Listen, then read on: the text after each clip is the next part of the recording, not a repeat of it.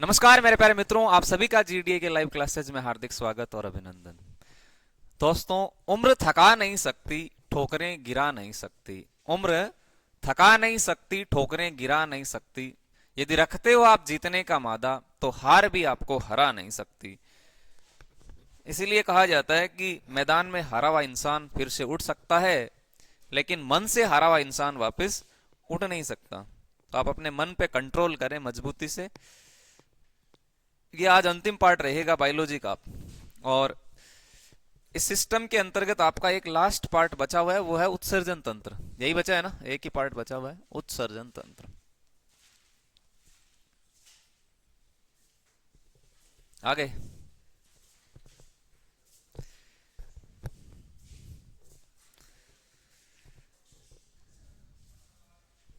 उत्सर्जन तंत्र, ये एक ही पार्ट बचा हुआ है अपना, लास्ट पार्ट है ये।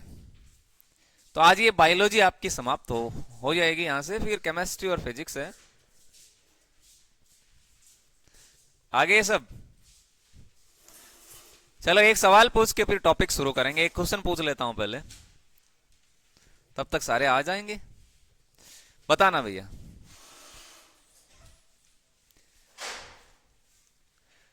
रक्त का शुद्धिकरण किस भाग में होता है? सरल प्रश्न है। रक्त का शुद्धिकरण किस भाग में होता है? ये आर्मी के एग्जाम में पूछा हुआ प्रश्न है ना। रक्त का शुद्धिकरण किस भाग में होता है? फेफड़े, किडनी,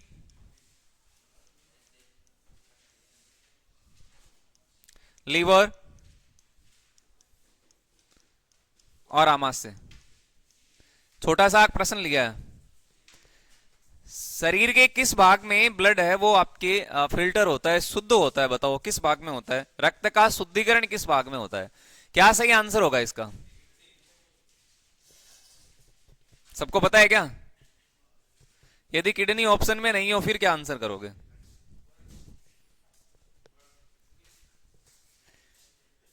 अच्छा, किडनी ऑप्शन में नहीं है तो फिर आंसर करोगे ये?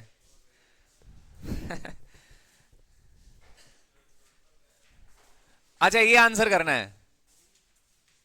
ये ऑप्शन में नहीं है क्या? फिर किडनी क्या होता है? किडनी और वृक्क तो एक ही होते हैं, अलग अलग होते हैं क्या? आओ भैया आओ। सवाल पूछा गया है, रक्त का शुद्धिकरण किस भाग में होता है, ये प्रश्न पूछा गया है। चलो आंसर करते रहना, एक सवाल और ले लेते हैं तब तक। एक सवाल और लेते हैं। झिंगा जानते हो? झिंगा,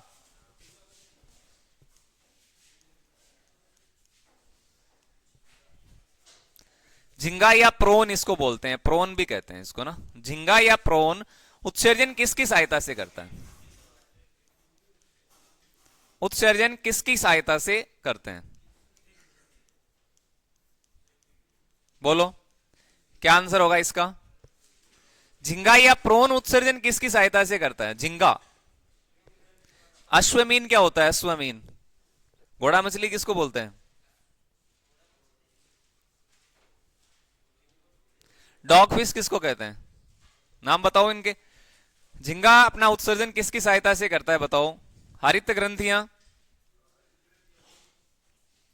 क्या सही आंसर होगा इसका? हरित ग्रंथियां, मूत्रांक,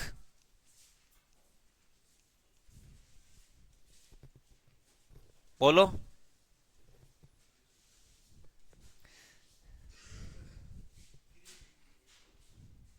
छोटे छोटे छिद्र या फिर लीवर?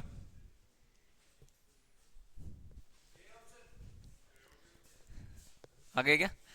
झिंगा अपना उत्सर्जन किसकी सहायता से करता है? झिंगा हरित ग्रंथि है। यस, बिल्कुल सही आंसर है। ये प्रश्न बिल्कुल सही रहेगा इसका आंसर। झिंगा अपना उत्सर्जन ग्रीन ग्रंथियों के माध्यम से करता है। ग्रीन ग्लैंड होता है ये, हरित ग्रंथि है ना, इसकी सहायता से झिंगा उत्सर्जन करता है। और पहला प्रश्न था रक्त का शुद्धिकरण किस भाग में होता है, तो रक्त का शुद्धिकरण आपकी किडनी में होता है। कहां होता है? किडनी में। ये आर्मी के एग्जाम में पहले प्रश्न पूछा गया है। किडनी, अभी चर्चा भी करेंगे किडनी की संख्या में क्या है, कितनी है, क्या कार्य है इनके। रक्त का शुद्धिकरण किडनी वाले पार्ट में ही होता है, ठीक है। आगे आप सब स्टार्ट कर दें। ये दो प्रश्न लिए, रक्त का शुद्धिकरण और झिंगा अपना उत्सर्जन किसकी सहायता से। एक और पूछ लेंगे, बताओ। आर्थ्रोपोडा संघ के जो जंतु होते हैं, आर्थ्रोपोडा, आर्थ्रोपोडा में क्या आते हैं? आर्थ्रोपोडा में कौन से जंतु आते हैं? आर्थ्रोपोडा में पवन कौन से आते हैं आर्थ्रोपोडा में? कीट पतंग जो होते हैं, कीड़े मकोड़े जो होते हैं ना, कीट, ये सबसे बड़ा संघ है, ध्यान में रखना। आर्थ्रोपोडा सबसे बड़ा संघ है, ये सबसे बड़ा संघ, यहां तक कि मनुष्य से भी बड़ा है। मनुष्य का मतलब मनुष्य के संघ से बड़ा है। मनुष्य का संघ कौन सा होता है? कोरडेटा होता है। तो कोरडेटा से भी ये बड़ा है आर्थ्रोपोडा। ये इसमें सारे के सारे कीट आते हैं, और कीट अपना उत्सर्जन किसकी सहायता से करते हैं? तो ये करते हैं आपके मेलपीगी नलिका से। मेलपीगी नलिका, ये लो भैया, मेलपीगी नलिका के द्वारा कीट अपना उत्सर्जन करते हैं, ठीक है। ध्यान में रखना इस बार, पिछली बार की पेपर की तरह। पिछला पेपर देखा आपने? मेलपीगी नलिका के द्वारा ये अपना उत्सर्जन करते हैं। पहला पिछला जो पेपर है वो पूरा का पूरा आपका एनसीईआरटी बेस से आया था, 9th और 10th की बुक से, है ना। समझ गए? झिंगा उत्सर्जन किससे? हरित ग्रंथियों से। और रक्त का शुद्धिकरण कहां होगा? किडनी वाले भाग में, ठीक है। करें आगे इसको।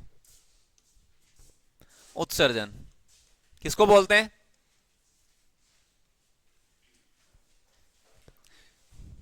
ट्रेकिया का संबंध किससे होता है? ट्रेकिया का याद हुआ क्या आपको? ट्रेकिया श्वसन से है ना। ये अग्निवीर पीछे वाले पेपर में आया था। ट्रेकिया, ट्रेकिया का संबंध किस भाग से होता है? तो श्वास नली को ही ट्रेकिया बोलते हैं। उत्सर्जन तंत्र किसको बोलेंगे? उत्सर्जन, अपशिष्ट पदार्थों को शरीर से बाहर त्यागना। अपशिष्ट पदार्थ, अपशिष्ट पदार्थों का शरीर से बहिस्त्राव,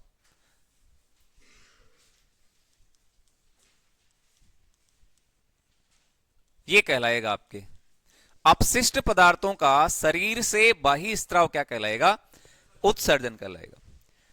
अब ये उत्सर्जन जो है, इसमें सारे के सारे जो अंग आएंगे वो अंग मिलके उत्सर्जन तंत्र बनाएंगे, जिसमें आपकी किडनी आएगी, मूत्र नलिका आएगी, मूत्राशय है। किडनी में से तो बार बार प्रश्न पूछते हैं। रक्त का शुद्धिकरण होता है। शरीर से अपशिष्ट पदार्थों को बाहर निकालना, यह आपका उत्सर्जन है। अब इसमें कौन कौन से अंग शामिल रहेंगे उत्सर्जन में? अपशिष्ट पदार्थों का शरीर से बहिस्त्राव हो गया। अब ये अपशिष्ट पदार्थ है कौन कौन से? बताओ भैया, अपशिष्ट पदार्थ कौन कौन से हैं? अपशिष्ट पदार्थ कौन कौन से रहेंगे? अमोनिया होता है, बिल्कुल सही है। और बताओ क्या होता है? अमोनिया के अलावा यूरिया, यूरिया के अलावा यूरिक एसिड, बिल्कुल ठीक है, यूरिक एसिड भी होता है। और होते हैं क्या? क्यों नहीं होता? पसीना होता है, पसीना भी एक अपशिष्ट पदार्थ है। अश्रु भी होता है, बिल्कुल सही है, अश्रु हो गया। और बताओ, आंसू जिसको बोलते हैं अश्रु, लेक्रामाइल ग्रंथियां इसको स्त्रावित करती है, लेक्रामाइल, ठीक है। तो पसीना है, अश्रु है, और नहीं होते क्या उत्सर्जी पदार्थ? और कौन कौन से बचे हुए हैं बताओ? इतने ही है, पसीना, अश्रु, और कुछ नहीं है। मलमूत्र हो गए। और बताओ भैया, मलमूत्र, यूरिया, यूरिया तो आ गया ऊपर, चलो। और एक गैस भी होती है ना, CO2 gas, carbon dioxide gas. तो ये सारे के सारे अपशिष्ट पदार्थ है, इनको शरीर से बाहर निकालना अति आवश्यक होता है, बहुत जरूरी है इनको शरीर से बाहर निकालना। अच्छा, इनमें से सबसे जहरीला पदार्थ कौन सा है? सबसे जहरीला अमोनिया, बिल्कुल सही है, ये सबसे जहरीला पदार्थ है। इसको शरीर से बाहर निकालना बहुत आवश्यक हो जाता है, और इसके लिए पानी की बहुत आवश्यकता होती है। यूरिया को बाहर निकालने के पानी की आवश्यकता होती है। और यूरिक अम्ल ये सबसे कम विषैला है, इसको बाहर निकालने के लिए आपको पानी की इतनी आवश्यकता नहीं चाहिए।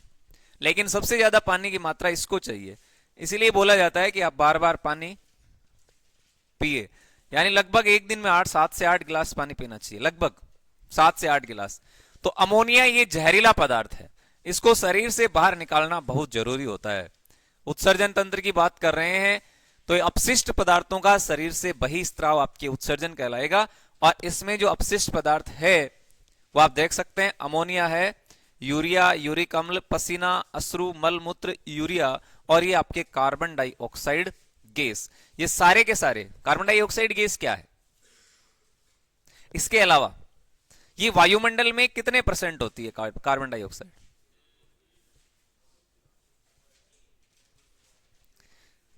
बेरा कितने परसेंट होती है ये वायुमंडल में? वायुमंडल में गैसें आपको ध्यान में रखना चाहिए, वायुमंडल में गैसों का परसेंटेज कितना है, ये कई बार पूछा हुआ प्रश्न है। वायुमंडल में पता है ना, वायुमंडल में यदि नाइट्रोजन आपसे पूछा जाए, यहीं से ये प्रश्न निकला है, ये सवाल यहीं से निकल के आ रहा है, तो ये 78% होता है सबसे ज्यादा। सवाल यदि आपसे पूछा जाए कि वायुमंडल में सर्वाधिक मात्रा में उपस्थित गैस कौन सी रहेगी, तो आपको नाइट्रोजन बताना है। और ये नाइट्रोजन गैस ही आपके प्रोटीन में पाई जाती है। किसमें होती है? प्रोटीन में नाइट्रोजन होता है। प्रोटीन में, प्रोटीन में कौन कौन सा तत्व मौजूद होता है? तो नाइट्रोजन होता है। बना प्रश्न, नाइट्रोजन में प्रोटीन पाया जाता है, या ऐसे बोल सकते हैं कि प्रोटीन में नाइट्रोजन तत्व विद्यमान होता है। ठीक है, ये लो प्रोटीन, और प्रोटीन सबसे ज्यादा सोयाबीन की दाल में होता है। ठीक है भैया, अब देखते हैं आगे। CO2 ये कितना परसेंटेज है और ऑक्सीजन कितना परसेंट है? वायुमंडल में ऑक्सीजन कितना परसेंट है? 21% है। 20.99 है ना, ये लगभग इतना परसेंट है, इसलिए हम बोल सकते हैं कि 21% होगा। और ये कार्बन डाइऑक्साइड है, ये 0.03% उपस्थित है। ध्यान में रखना, ये 0.03% पाई जाती है। यहां से बहुत सारे प्रश्न आपके निकल के आए। तो वायुमंडल में नाइट्रोजन 78%, ये सबसे ज्यादा है, ये प्रश्न पूछा भी हुआ है। सबसे अधिक वायुमंडल में नाइट्रोजन गैस है। कार्बन डाइऑक्साइड 0.03% और ऑक्सीजन आपके 21% होती है। इसके अलावा ये हरित गृह गैस है। क्या है? हरित गृह गैस, हरित गृह गैस है। यहां से जो प्रश्न बनेंगे वो आपको मैं बता देता हूं अलग से। हरित गृह गैस है, ग्रीन हाउस गैस है, ये वायुमंडल की सबसे अधिक ये प्रभावित करती है ना, सबसे अधिक वायुमंडल को प्रभावित करती है ग्रीन हाउस गैस के रूप में। ठीक है, और 60% उपस्थित है, ये भी ध्यान रखना।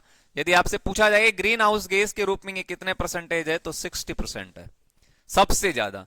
और वायुमंडल में यदि पूछा जाए तो आपको ध्यान में रखना है कि ये 0.03% उपस्थित है। हरित गृह गैस है, आती होगी शायद आपको हरित गृह गैस है। पवन, क्या है हरित गृह गैस है? कौन कौन सी है? कौन कौन सी होती है? CO2 है, और कौन सी है? नाइट्रस ऑक्साइड है। नाइट्रोजन नहीं है, नाइट्रस ऑक्साइड है। नाइट्रस ऑक्साइड को और किस नाम से जाना जाता है? ये हास्य गैस भी है। बिल्कुल सही है, किसने बताया? सही बोला है, जिसने भी बोला है। ध्यान में रखना, CH4 भी होता है, मिथेन, ये गोबर गैस भी है, गोबर में पाई जाने वाली गैस है। दलदली गैस बोलते हैं इसको, मार्स गैस इसको कहा जाता है। तो ये बहुत सारी गैसें हैं जो आपके हरित गृह गैस में है।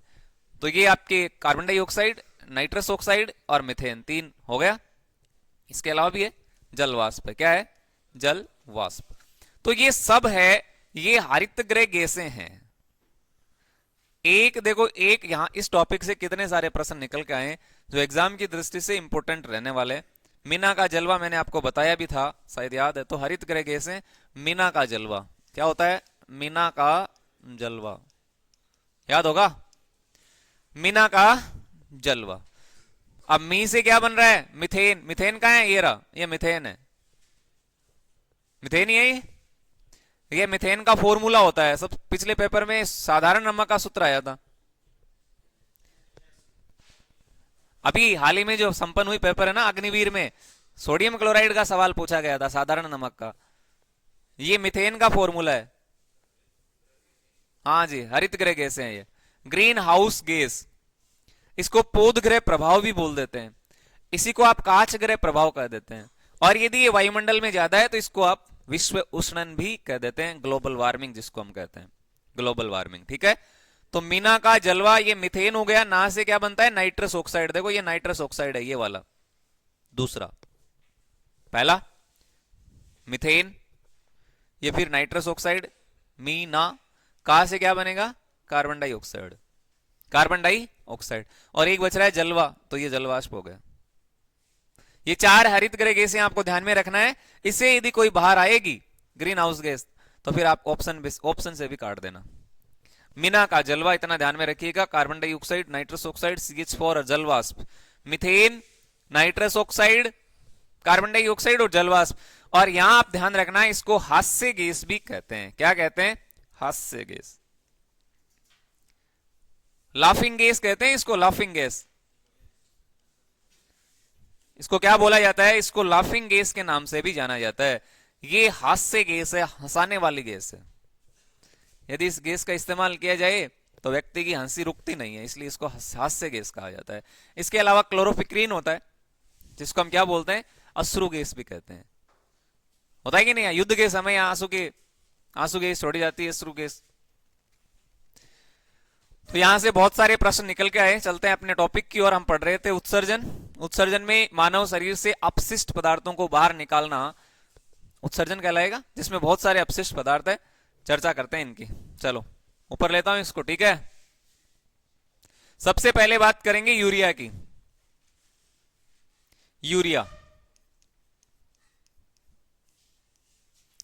यूरिया का फॉर्मूला क्या होता है, एक एग्जाम में सवाल आएगा, सूत्र से संबंधित हर बार पूछा जाता है, कहीं ना कहीं आपसे सवाल पूछा जाएगा। यूरिया का बताओ क्या, यूरिया का फॉर्मूला क्या होता है, याद आए बजरंग? वो कहां गया, गौरव बताओ। यूरिया का सूत्र क्या होता है, NH2CONH2। अब यहां देख सकते हैं कार्बन मोनोऑक्साइड गैस भी है। ये CO, इसको क्या बोला जाता है, कार्बन मोनोऑक्साइड। ये संसार की सबसे जहरीली गैस है, सबसे जहरीली गैस। यहीं से निकल के आ रहे हैं बहुत सारे प्रश्न। सबसे जहरीली गैस कौन सी होती है, यदि आपसे प्रश्न किया जाए कि सबसे जहरीली गैस कौन सी है, तो ये कार्बन मोनोऑक्साइड ही है, कार्बन मोनोऑक्साइड गैस।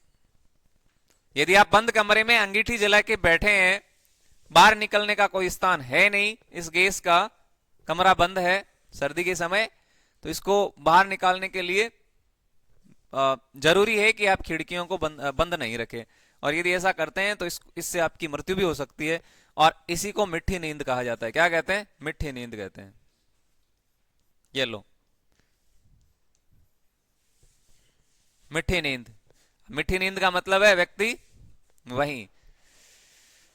चलो, सबसे जहरीली गैस कार्बन मोनोऑक्साइड है, NH2। हाँ, ये सिगरेट के धुएं में भी होती है भैया, बिल्कुल सही बोला है। इधर से प्रश्न आया है, ये कहां होती है, सिगरेट के धुएं में पाई जाती है, ध्यान रखना।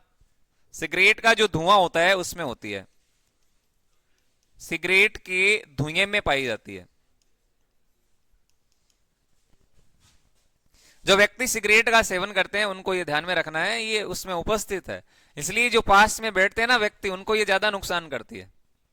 हाँ, कई ऐसे बोलते हैं कि ये सिगरेट पी रहा है, मैं तो इसके पास में बैठा था, उससे ज्यादा तो इसको नुकसान हो गया। तो ये तो धुएं में है ना, तो उसका धुआं है वो नासा छिद्र के द्वारा शरीर में प्रवेश करेगा और फेफड़ों को हानि पहुंचाएगा, तो ध्यान में रख लेना ये। अच्छा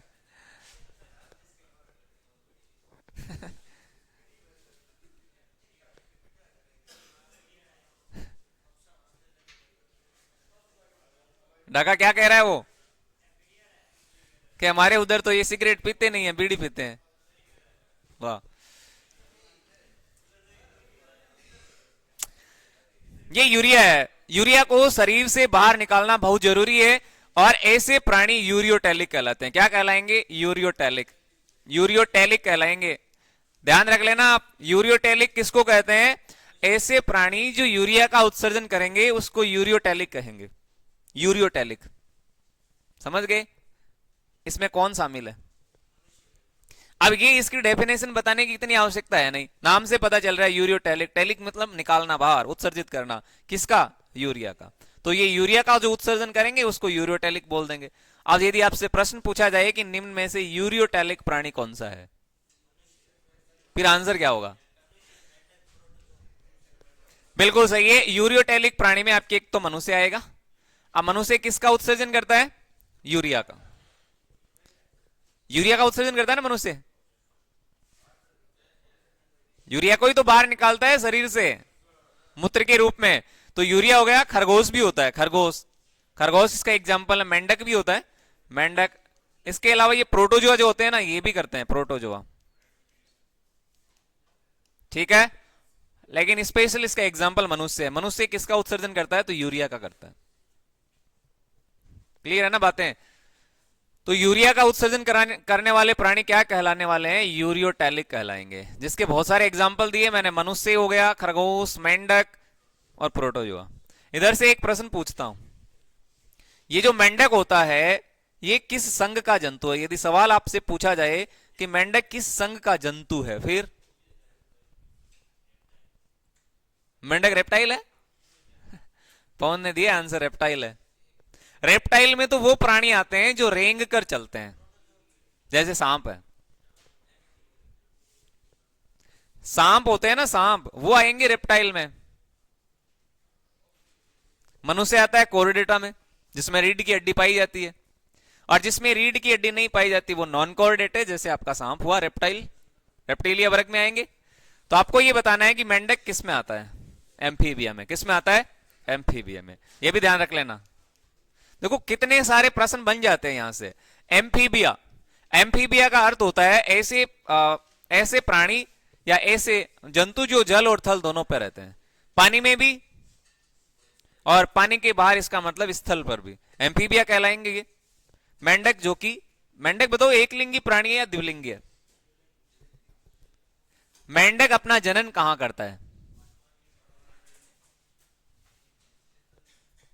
पानी में। शाबाश। नेक्स्ट लेते हैं अगला। एक तो यूरिया हो गया, यूरिया के बाद में क्या है? अमोनिया। अमोनिया ये बहुत इंपॉर्टेंट है। अमोनिया का फॉर्मूला क्या होता है?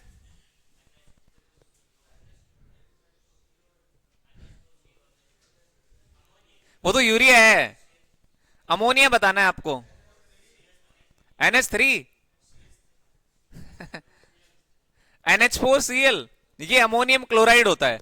आपने जो बोला NH4Cl, ये तो अमोनियम क्लोराइड है। इसी को हम क्या बोल देते हैं? नौसादर कहते हैं इसको, नौसादर कहते हैं। ये नौसादर जो होते हैं ना, इनको ये क्या करते हैं कि ये सीधे आपके ठोस से गैस में बदल जाते हैं। इसमें लिक्विड की आवश्यकता नहीं होती, जैसे आपका कपूर होता है। कपूर होता है ना, कपूर, ये तो हम पढ़ेंगे केमिस्ट्री में, तब आएगा। अभी के लिए आप बताओ अमोनिया का फॉर्मूला। NH3, शाबाश, ये अमोनिया होता है। NH4 अमोनियम होता है, NH3 अमोनिया है। शरीर से इसको बाहर निकालना बहुत जरूरी है। ये विषैला पदार्थ है। मैं कुछ बातें लिख देता हूं इधर। ये विषैला पदार्थ है। ये क्या है? विषैला पदार्थ है। और विषैला पदार्थ है तो इसको बाहर निकालना जरूरी है। पानी की आवश्यकता अधिक होती है, पानी की आवश्यकता अधिक होती है। पानी की आवश्यकता क्या होती है? ज्यादा। इसीलिए बार बार पानी पीना चाहिए इसको बाहर निकालने के लिए, अन्यथा ये बाहर निकलेगा नहीं, विषैला हो जाएगा। और मनुष्य के मूत्र में आपको विशिष्ट गंध भी देखने को मिलती है। अच्छा बताओ, मनुष्य का जो मूत्र है उसमें विशिष्ट गंध किसके कारण आती है? अमोनिया के कारण आती है क्या?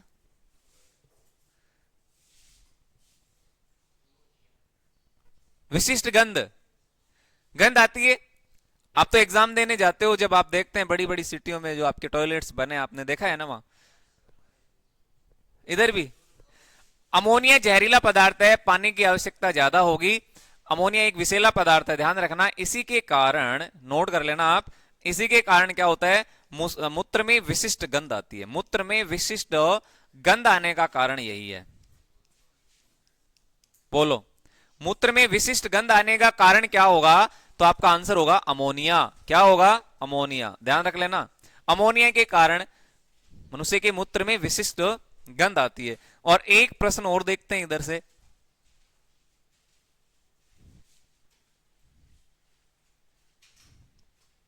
यदि प्रश्न आपसे ये पूछा जाए कि मूत्र का रंग पीला क्यों होता है, फिर क्या होगा?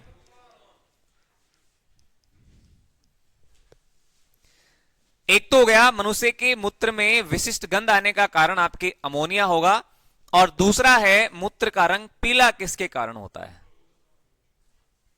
क्या होगा आंसर? करोली, करोली का आंसर आ जाए नहीं है?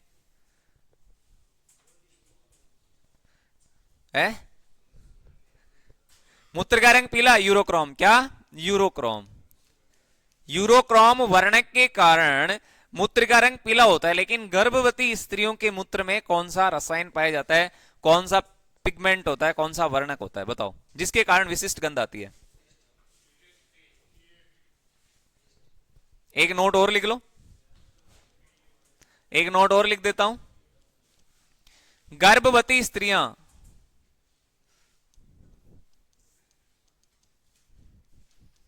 गर्भवती स्त्रियों के मूत्र में आपको ध्यान रखना है क्रिएटिन पाया जाता है। क्या पाया जाता है? क्रिएटिन। ये पाया जाता है क्रिएटिन, और इसी के कारण क्या होता है,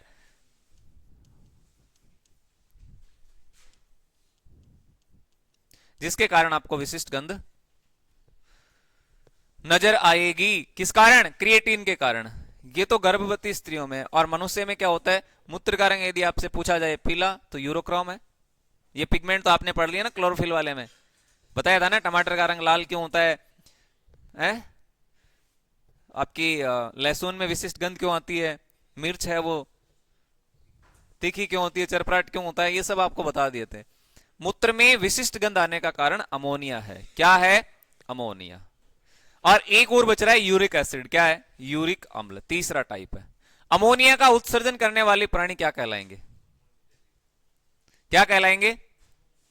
बताओ पवन, बताओ इसका आंसर क्या है? यदि आपसे पूछा जाए कि अमोनिया का उत्सर्जन करने वाले प्राणी क्या कहलाएंगे, इधर मैं लिखता हूं अमोनिया का उत्सर्जन। अमोनिया का उत्सर्जन ये क्या कहलाएंगे? अमोनोटेलिक। अमोनोटेलिक, शाबाश। और एग्जाम्पल क्या होगा इसका? एग्जाम्पल मछलियां। क्या है? मछलियां। केंचुआ, मछलियां ध्यान में रखना, केंचुआ होता है। ये सब क्या होते हैं? अमोनोटेलिक प्राणी हैं जो अमोनिया का उत्सर्जन कर देते हैं। मछलियां। मनुष्य का आपने देखा यूरिया, मछलियां अमोनिया, यानी अमोनोटेलिक कहलाएंगे। और एक और है यूरिक अम्ल। क्या है? यूरिक अम्ल। ठीक है। यूरिक एसिड, यूरिक है अम्ल। अब बताओ यूरिक अम्ल का उत्सर्जन करने वाले प्राणी क्या कहलाएंगे? तो ये कहलाएंगे यूरिकोटेलिक। क्या कहलाएंगे? यूरिकोटेलिक। अब देखो 3 प्रश्न बन गए। पहला क्या बना? अमोनिया का उत्सर्जन करेंगे तो अमोनोटेलिक हुआ, यूरिया का उत्सर्जन करेंगे वो यूरियोटेलिक हुआ। अब आया यूरिक अम्ल, तो यूरिक अम्ल का उत्सर्जन करने वाले प्राणी यूरिकोटेलिक कहलाएंगे। और इसका एग्जाम्पल क्या होगा? इसका उदाहरण बताओ, इसका एग्जाम्पल बताओ। इसमें सारे के सारे कीट आने वाले। क्या आएंगे? कीट। अब कीट का मतलब क्या हुआ? कीट का मतलब हुआ आर्थ्रोपोडा संघ के जंतु। जितने भी कीट है, अब प्रश्न दे दे कि कीट कीट किसका उत्सर्जन करते हैं? तो यूरिक एसिड का। यदि मानव शरीर में इसकी मात्रा बढ़ जाए यूरिक अम्ल की, तो बताओ कौन सा रोग होता है? और ये ज्यादातर आपकी उपवास करने से होता है। उपवास समझ गए ना? व्रत करने से होता है। जब व्रत करते हैं ना, व्रत, हाँ, तो यूरिक एसिड की मात्रा बढ़ जाती है, और ऐसी स्थिति में आपको गाउट की बीमारी होती है। गाउट। कौन सी होती है? गाउट की बीमारी। अभी बता देंगे। चलो लेते हैं आगे। अब बोलो कोई दिक्कत है क्या यहां? अब प्रश्नों की चर्चा करते हैं कि यहां से प्रश्न क्या बनेगा। एग्जाम में एक सवाल आपके ये आता है कि श्वसन तंत्र का क्रम क्या होता है, पाचन तंत्र का क्रम क्या है। और यहां से एक प्रश्न बन सकता है कि उत्सर्जन तंत्र का क्रम कौन सा है। यदि आपसे क्रम पूछा जाए कि सबसे ऊपर क्या होता है, फिर कौन सा क्रम आएगा, फिर कौन सा आएगा, तो यह भी आपको आना चाहिए। उत्सर्जन तंत्र चल ही रहा है तो आपको पता है, ये देखो यही है ना उत्सर्जन तंत्र। कितनी किडनियां होती है? दो होती है। ये दो किडनियां आप देख रहे हैं, दो किडनियां हैं। अच्छा, क्या आपको ये मालूम है ये किस झिल्ली के द्वारा गिरी हुई होती है? बताओ किस झिल्ली के द्वारा गिरी होती है किडनियां? कौन बताना चाहेगा? किडनियां किस झिल्ली के द्वारा घिरी हुई होती है? बताओ भैया, पवन।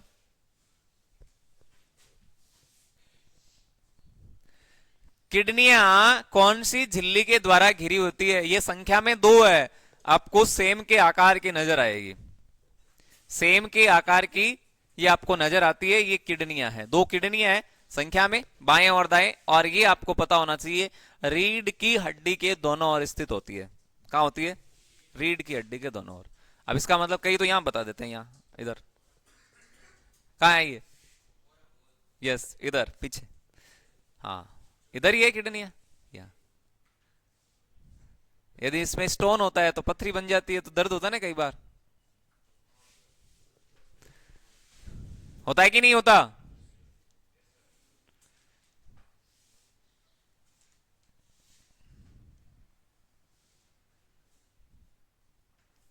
ये लो,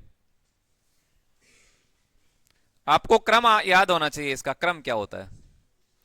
क्या याद होना चाहिए? इसका क्रम याद होना चाहिए।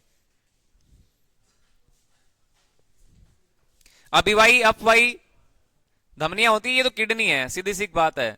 प्रश्न यहां से बनता है कि किडनी में क्या होता है? किडनी ये शरीर का सबसे इंपोर्टेंट पार्ट है, सबसे इंपोर्टेंट भाग है ये किडनी। यही रक्त का शुद्धिकरण होता है और इसी भाग में मूत्र का निर्माण होता है। क्या किडनी में क्या होता है? एक तो रक्त का शुद्धिकरण, ध्यान रखना, एक तो क्या होगा? रक्त का शुद्धिकरण, और दूसरा क्या है? इधर ये भी ध्यान रखना, मूत्र का निर्माण होता है। क्या होता है भैया? मूत्र का निर्माण। मूत्र का निर्माण कहां होता है? किडनी में होता है, ठीक है। इसके अलावा ये मूत्राशय वाला भाग है, क्या है? मूत्राशय। और मूत्राशय में क्या होता है? ये तो मूत्राशय, ये मूत्र नलिका है। ये जो आप देख रहे हैं ना, ये मूत्र वाहिनी है। ये क्या है? मूत्र वाहिनी। अब किडनी से मूत्र क्या कहां आ रहा है? मूत्र वाहिनी के द्वारा कहां आएगा? मूत्राशय में आएगा। ये मूत्राशय हो गया, और ये जो दिख रहा है आपको, ये मूत्र मार्ग है। अब इसका जो क्रम आप निर्धारित अपने आप कर लेंगे, करेंगे ना, किडनी, मूत्र वाहिनी, मूत्राशय और मूत्र मार्ग। अब मूत्र जो मार्ग होता है, इसमें आपको पता है कि यहां पेशियां पाई जाती है, अवरोधनी पेशियां होती है जो मूत्र को कस के बांध के रखने का कार्य करती है।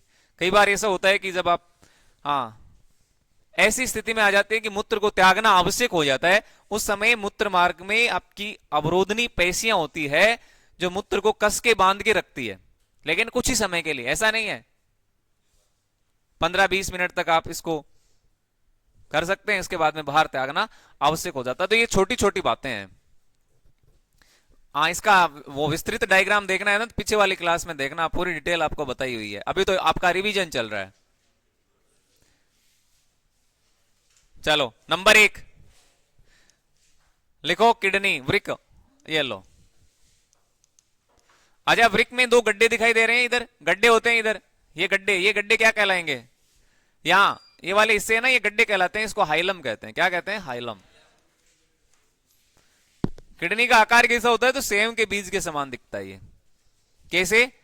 सेम, सेम जो होता है ना, सेम, हाँ, उसके सेम के आकार की होती है किडनियां, बाएं और दाएं, रीढ़ की हड्डी के दोनों ओर स्थित होती है। वृक, बार बार प्रश्न आता है, नोट कर लो आप। एक तो मूत्र का निर्माण लिख दिया, एक तो हो गया मूत्र का निर्माण, और दूसरा क्या है? रक्त का शुद्धिकरण, रक्त का शुद्धिकरण। ये लो, और ये प्रश्न आपकी एग्जाम में बनता ही बनता है, आर्मी के ये पेपर में बहुत बार पूछा है, एग्जाम में ये खूब पूछा गया प्रश्न है, ठीक है। रक्त का शुद्धिकरण कहां होगा? किडनी में। यदि किडनियां खराब हो जाए उस स्थिति में कृत्रिम वृक्क अपनाया जाता है। कृत्रिम वृक्क समझ गए ना आप, आर्टिफिशियल। यदि किडनियां खराब हो जाए उस स्थिति में कृत्रिम वृक्क अपनाया जाता है। उसको हम क्या कहते हैं? क्या कहते हैं? डायलिसिस। क्या कहते हैं उसको? डायलिसिस। तो एक बार ये प्रश्न भी पूछा गया था कि डायलिसिस का संबंध किस भाग से होता है? तो डायलिसिस का संबंध आपके यहीं से होता है। किस भाग से? किडनी से होता है। किडनियां जब खराब हो जाए तब रक्त के शुद्धिकरण के लिए जो प्रक्रिया अपनाई जाती है उसके लिए अलग सिस्टम होता है। सीरा, धमनियां, उसमें से ब्लड निकालना, फिर उसको टेम्परेचर पर गर्म करना, फिर वापस ठंडा करना, सेलोफेन झिल्ली के द्वारा उसको छानना और वापस किडनियों में उसको पहुंचाना सीरा के माध्यम से। तो ये प्रक्रिया आपके डायलिसिस कहलाती है। ठीक है, डायलिसिस की पूरी प्रक्रिया पढ़ाई हुई है, आप देख लेना उधर। किडनी के बाहर एक झिल्ली होती है, झिल्ली का क्या नाम होता है? पेरिटोनियम। क्या होता है? पेरिटोनियम। आपसे प्रश्न पूछा जाए कि किडनी किस झिल्ली के द्वारा घिरी हुई है, तो पेरिटोनियम झिल्ली के द्वारा घिरी हुई है। एक दो प्रश्न बनेंगे जो आप ध्यान में आराम से रख लेना। हो गया यहां इधर? किडनी के बाद में किसका नंबर आता है? किडनी के बाद में क्या आएगा? मूत्रवाहिनी। आपको पता ही है मूत्रवाहिनी का क्या काम, नाम से ही तो पता चल रहा है, मूत्रवाहिनी। वाहिनी का अर्थ क्या होता है? वाहिनी का अर्थ क्या होता है? ले जाना। किसको ले जाना?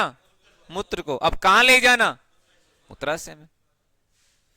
अब यदि आपसे क्रम देते हैं एग्जाम में, जैसा कि अभी हम देंगे आपको क्लास के लास्ट में, बताना कौन सा क्रम सही होगा। चलो, मूत्रवाहिनी ये मूत्र को कहां पहुंचाती है? मूत्र को मूत्राशय में पहुंचाती है, मूत्राशय भेजती है। अब कोई मुझे ये बताना चाहेगा कि जब मूत्रवाहिनी से मूत्र मूत्राशय में आता है तो ये कौन सी गति के कारण आता है, या कौन सी तरंगों के माध्यम से ये आता है, या कौन सी तरंगें उत्पन्न होती है? मूत्र है वो मूत्राशय में पहुंचता है तो कौन सी तरंगें उत्पन्न होती है, किस कारण? जैसे आपको एक प्रश्न पूछा गया था कि भोजन है वो आपके नीचे धीरे धीरे ग्रसनी से ग्रसिका ग्रास नली के द्वारा आपके आमाशय में पहुंचता है, तो वो कौन सी क्रिया के द्वारा होता है? क्रमांकुंचन। क्रमांकुंचन गति के द्वारा होता है। वैसे ही आपको इधर बताना है कि मूत्र है वो मूत्राशय में क्रमांकुंचन तरंगों के द्वारा होता है। ध्यान में रखना, ये मूत्राशय में भेजती है और इसका कार्य कौन करता है? क्रमांकुंचन तरंगे। लिख लो भैया, क्रमांकुंचन तरंगे। इसके द्वारा, क्रमांकुंचन तरंगों के द्वारा है वो मूत्र आपके मूत्राशय में जाता है। और कार्य कौन करेगा? मूत्र वाहिनी। अब इसमें तो कोई प्रश्न बनता नहीं है। नेक्स्ट देखें, मूत्र वाहिनी के बाद में क्या होगा? मूत्राशय। अब ढाका से मैं एक सवाल कर रहा हूं, ढाका मूत्राशय। मूत्राशय तो वो भाग है जहां मूत्र को एकत्रित किया जाता है। इस भाग में क्या होता है? मूत्र को इकट्ठा किया जाता है, इकट्ठा किया जाता है। इसका मतलब समझते हो? किया जाता है। मूत्र है ना इस भाग में एकत्रित होता है मूत्राशय में, लेकिन एक समय के लिए लगभग कितने मूत्र को इकट्ठा कर सकते हैं ये बताना। 1 लीटर?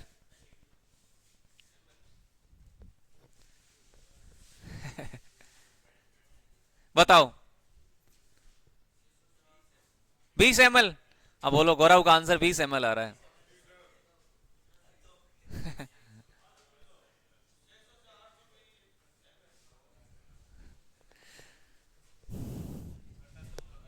बताओ भैया।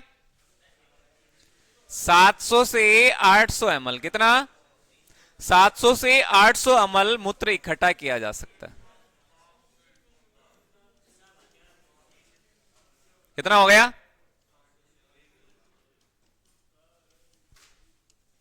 कितना हो गया? एक समय में मनुष्य मूत्राशय में लगभग 700 से 800 ml मूत्र को एकत्रित कर सकता है, और इसके बाद में बाहर त्यागना बहुत जरूरी हो जाता है।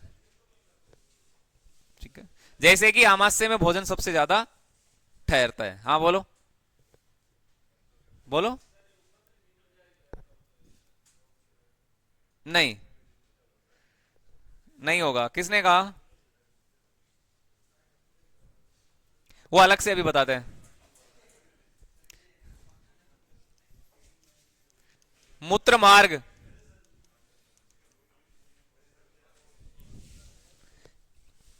मूत्र मार्ग पता है सबको, बताने की आवश्यकता है नहीं। क्या कार्य है? अच्छा, मूत्र मार्ग के दो कार्य है, एक नहीं है। ये उभय मार्ग है, एक तो मूत्र के लिए, ये उभय मार्ग है। क्या है? उभय मार्ग। उभय मार्ग है भैया ये। एक तो आपका वीर्य स्त्रावित करता है ये सेमन, और दूसरा क्या करता है? मूत्र। कॉमन पार्ट है ये। वीर्य का स्त्राव भी इसी वाले भाग से होता है और मूत्र का स्त्राव भी इसी भाग से होता है, मूत्र मार्ग के द्वारा। ध्यान में रखना, मूत्र मार्ग में अवरोधनी पेशियां होती है। कौन सी पेशियां? ये प्रश्न बनते हैं भैया। अवरोधनी, याद रखना, अवरोधनी पेशियां पाई जाती है। यहां मसल्स होती है। ह्यूमन बॉडी में कुल कितनी मसल्स होती है रे? मानव शरीर में कुल कितनी पेशियां होती है, मांसपेशियां? 639। यस, याद हो गया। वर्कआउट के दौरान शरीर का कौन सा हिस्सा सबसे ज्यादा प्रभावित होता है? वर्कआउट करते हैं ना, जिम करते हैं, उस समय शरीर का कौन सा हिस्सा सबसे ज्यादा प्रभावित होता है? मांसपेशियां होती है। ये लो, अवरोधनी पेशियां, इसका क्या काम है? मूत्र को कसकर बांध के रखना, मूत्र को कसकर बांध के रखना, बांध के रखना। आपने स्कूल के टाइम में ये अवश्य महसूस किया होगा, जब गुरुजी आपको छुट्टी नहीं देते हैं, है ना? उस समय यही पेशियां है वो कार्य करती है कुछ समय के लिए, 15, 10, 2-4 मिनट के लिए। तो मूत्र को कस के बांध के रखना का कार्य कौन करती है? ये आपकी अवरोधनी पेशियां करती है। कोई दिक्कत है? नहीं है। तो छोटे छोटे प्रश्न यदि एग्जाम में बने तो आप सही कर देना, नोट डाल के लिखना। अभी एक सवाल आ रहा था, वृक्कीय पथरी, वृक्कीय पथरी जानते हो क्या? किडनी स्टोन कहते हैं इसको। क्या बोलते हैं इसको? किडनी, किडनी स्टोन कहते हैं। और ये किसकी बनी हुई होती है? तो ध्यान में रखना, ये कैल्शियम ऑक्सिलेट की बनती है। पहले तो ये किसकी बनती है? कैल्शियम ऑक्सिलेट की। और ये ऑक्सैलिक अम्ल किसमें होता है? अभी हाल ही में पेपर में भी पूछा है, अग्निवीर के पेपर में ही आया था। अम्ल से संबंधित चिंटी के डंक में कौन सा होता है? फार्मिक एसिड होता है। ये ऑक्सैलिक अम्ल किसमें होता है? टमाटर में। टमाटर में होता है। इसीलिए जो पथरी के रोगी है उनको टमाटर कम खाने की सलाह दी जाती है अथवा नहीं खाने की सलाह दी जाती है। इसी तो होता है, कैल्शियम ऑक्सिलेट की बनती है पथरी, ध्यान में रखना है। ठीक है, ये वृक्कीय स्टोन है आपकी किडनी में, यदि है तो उसको टमाटर कम खाने की सलाह इसीलिए दी जाती है। क्लियर हो गई बातें? सबसे इंपॉर्टेंट प्रश्न यहां से यह बनता है, किडनी की इकाई कौन सी है?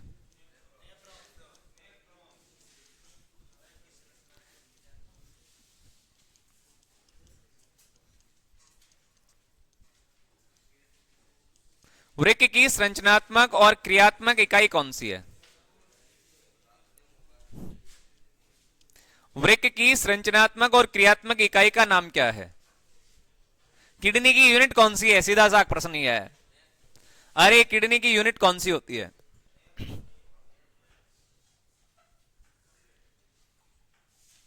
किडनी की यूनिट कौन सी है बताओ फटाफट।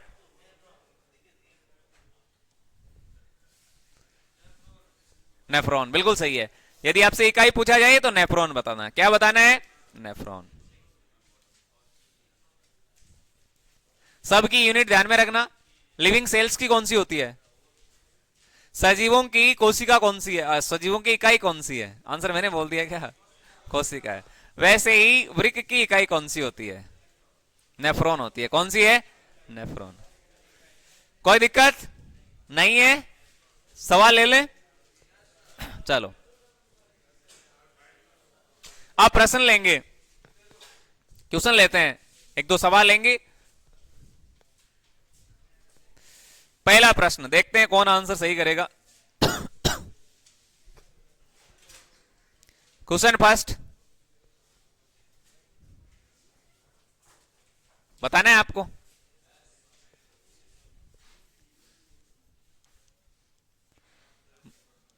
मूत्र त्याग के समय,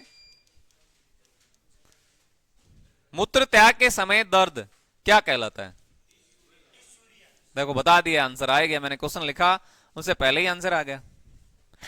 मूत्र त्याग के समय दर्द का अनुभव, दर्द होना क्या कहलाएगा आपको बताना है। पॉलीयूरिया, क्या? पॉलीयूरिया, डिसयूरिया, इनमें से क्या आंसर होगा रे? डिसयूरिया।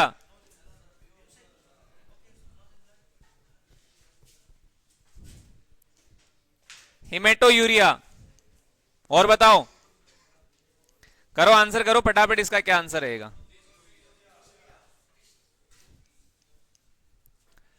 पॉलीयूरिया, डिसयूरिया, हिमेटोयूरिया, एल्केप्टोन्यूरिया भी होता है, एल्केप्टोन्यूरिया। इसका आप आंसर कर दें।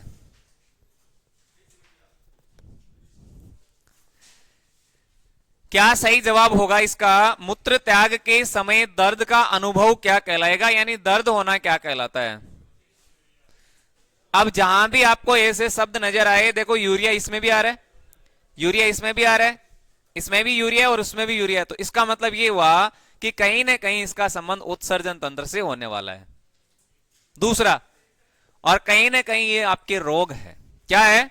रोग है। ये मूत्र से संबंधित सारे रोग है, यानी उत्सर्जन से संबंधित सारे के सारे रोग हैं। पहला पॉलीयूरिया, पॉलीयूरिया का मतलब होता है अधिक मात्रा में मूत्र, यानी बार बार आपको पेशाब की शिकायत, बार बार क्या लगता है? मूत्र।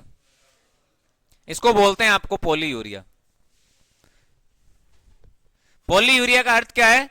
बार बार आपको मूत्र की शिकायत होती है, बार बार पेशाब आना, ये आपका पॉलीयूरिया है। और यहां से एक और होता है, वो होता है ओलिगोयूरिया। क्या होता है रे? ओलिगोयूरिया, वो भी बता देता हूं। ओलिगोयूरिया ये क्या होता है? ओलिगोयूरिया क्या होता है? एक तो पॉलीयूरिया है जिसमें पेशाब ज्यादा लगते हैं, और एक ओलिगोयूरिया है, इसमें क्या होता है? मूत्र कम लगते हैं, मूत्र कम मात्रा में।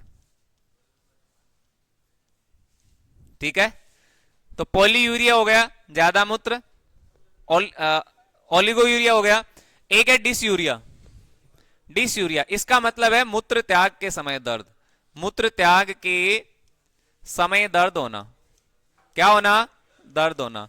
तो ये इस प्रश्न का आंसर रहेगा, यही तो सवाल पूछा गया था। मूत्र त्याग के समय दर्द की अनुभूति, दर्द होना क्या कहलाएगा? तो ये आपके डिसयूरिया कहलाएगा। नेक्स्ट, हिमेटोयूरिया, आरबीसी का निष्कासन। आप समझते हैं क्या? आरबीसी, आरबीसी वही जिसका कब्रिस्तान कौन है? प्लीहा। और इसका जीवन काल कितना होता है? इसका निर्माण कहां होता है? शाबाश, सारे आंसर आ गए फटाफट। मूत्र त्याग के समय यदि ब्लड आता है, यानी आरबीसी का निष्कासन होता है, तो इसको बोला जाता है हिमेटोयूरिया। क्या कहते हैं इसको? हिमेटोयूरिया। और एक एल्केप्टोन्यूरिया है, इसको कृष्ण मूत्र के नाम से जाना जाता है। क्या कहते हैं इसको? काला मूत्र, इसको काला मूत्र कहते हैं। यदि मूत्र का रंग काला हो रहा है, इसका मतलब एल्केप्टोन्यूरिया है। हो गई बातें क्लियर? चलो, तो ये सवाल था, मूत्र त्याग के समय दर्द क्या कहलाएगा? तो डिसयूरिया कहलाएगा। बोलो, कोई दिक्कत नहीं है? तो ये थी आज की हमारी क्लास। मिलते हैं आगे, तब तक के लिए जय हिंद, जय भारत, वंदे मातरम।